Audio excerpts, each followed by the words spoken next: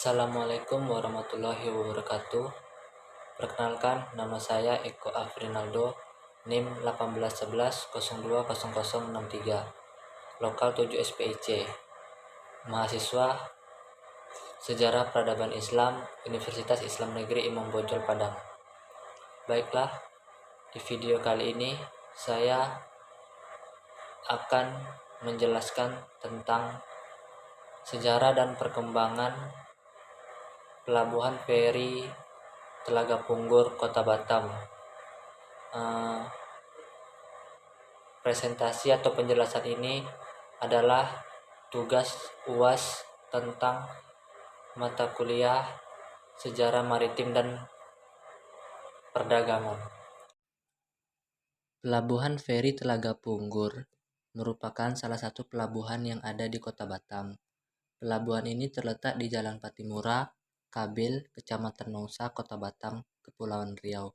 Pelabuhan ini berada di pantai timur Kota Batam. Batas pelabuhan Feri Telaga Punggur ini yaitu di sebelah utara berbatasan dengan Selat Singapura, di sebelah timur berbatasan dengan Tanjung Uban dan Tanjung Pinang, di sebelah barat berbatasan dengan Pulau Bulan, dan di sebelah selatan berbatasan dengan Pulau Tunjuk dan Pulau Rempang.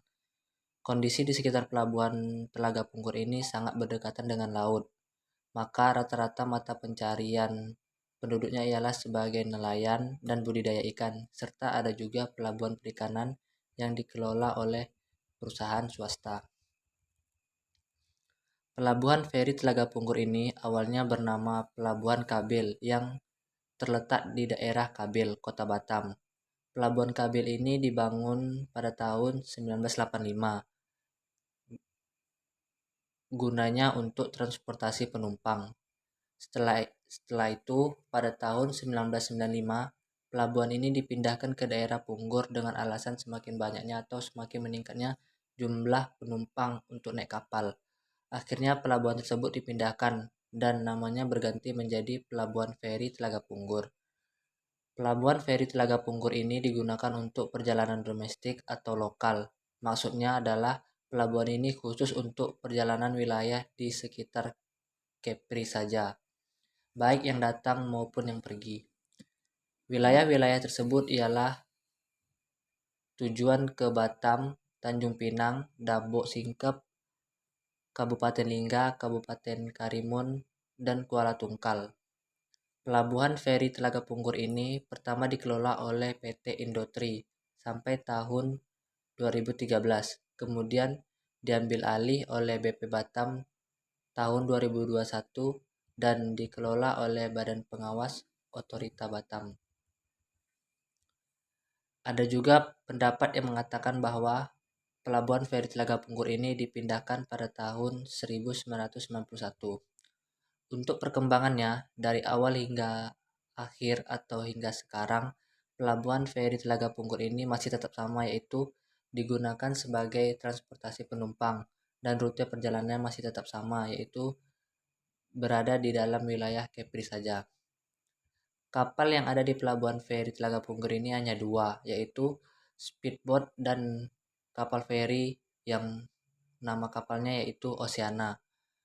Untuk kapal yang ke Tanjung Pinang itu 1,5 jam sekali.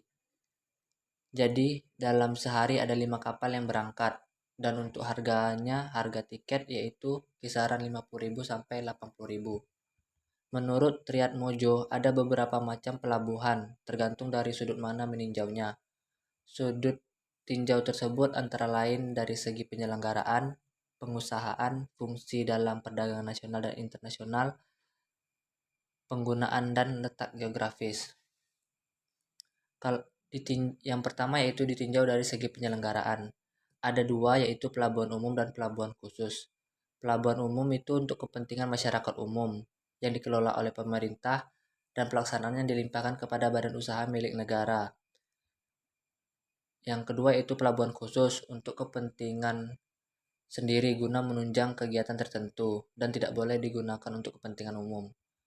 Dan untuk penjelasan di atas, dapat disimpulkan bahwa Pelabuhan Telaga Punggur ini termasuk ke dalam pelabuhan umum karena kepentingan masyarakat umum yang dilakukan oleh pemerintah yaitu BP Batam dan pelaksanaannya dilimpahkan ke Badan Usaha Milik Negara yaitu Otorita Batam. Yang kedua yaitu ditinjau dari pengusahaannya.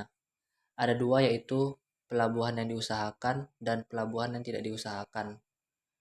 Pelabuhan yang diusahakan ini yaitu pelabuhan untuk memberikan fasilitas-fasilitas yang diperlukan kapal yang memasuki pelabuhan untuk kegiatan bongkar muat atau menaik turunkan penumpang serta kegiatan lain. Yang kedua itu pelabuhan yang tidak diusahakan, yaitu tempat singgah kapal atau perahu tanpa fasilitas bongkar muat, bea cukai dan sebagainya. Dari penjelasan di atas dapat disimpulkan bahwa pelabuhan Telaga Punggur ini juga termasuk ke dalam pelabuhan yang diusahakan karena untuk menaik turunkan penumpang. Selanjutnya yaitu ditinjau dari fungsi perdagangan nasional dan internasional. Ada dua yaitu pelabuhan laut dan pelabuhan pantai. Kalau untuk fungsinya ini, pelabuhan feri Telaga Punggur tidak termasuk dalam pelabuhan laut maupun pelabuhan pantai. Ditinjau dari segi penggunaannya yaitu pelabuhan penumpang, yaitu pelabuhan yang terdapat terminal penumpang yang melayani segala kegiatan yang berhubungan dengan kebutuhan orang yang datang maupun berpergian. Dari penjelasan di atas dapat disimpulkan bahwa pelabuhan feri Telaga Punggur ini termasuk ke dalam pelabuhan penumpang karena melayani segala kegiatan yang berhubungan dengan kebutuhan orang yang datang maupun berpergian. Kemudian yang terakhir yaitu ditinjau dari letak geografisnya. Ada tiga yaitu pelabuhan alam, pelabuhan buatan, dan pelabuhan semi alam.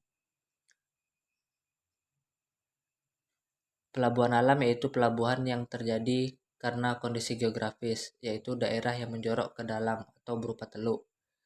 Pelabuhan buatan yaitu daerah perairan yang dibuat oleh manusia sedemikian rupa sehingga terlindungi terhadap gangguan alam yang berasal dari laut. Yang ketiga yaitu pelabuhan semi alam, yaitu campuran dari kedua tipe. Dari penjelasan di atas dapat disimpulkan bahwa pelabuhan feri Telaga Punggur ini termasuk dalam pelabuhan buatan. Untuk sarana dan prasarana yang ada di pelabuhan feri Telaga Punggur ini yaitu yang pertama dermaga, loket atau penjualan tiket, ruang tunggu penumpang yang dilengkapi dengan kursi, kemudian terminal seperti fasilitas parkir, keselamatan pelayaran, dan keamanan pelabuhan. Selanjutnya, transportasi darat seperti taksi pelabuhan dan tukang ojek sekitar. Selanjutnya, pengecekan COVID-19 selama masa pandemi seperti tes antigen dan PCR, baik sebelum berangkat maupun kedatangan penumpang. Selanjutnya yaitu musola, kemudian CCTV, kantin, jalan. Jalan ini yaitu lintasan yang dapat dilalui oleh kendaraan maupun pejalan kaki yang menghubungkan antara terminal dengan yang lain.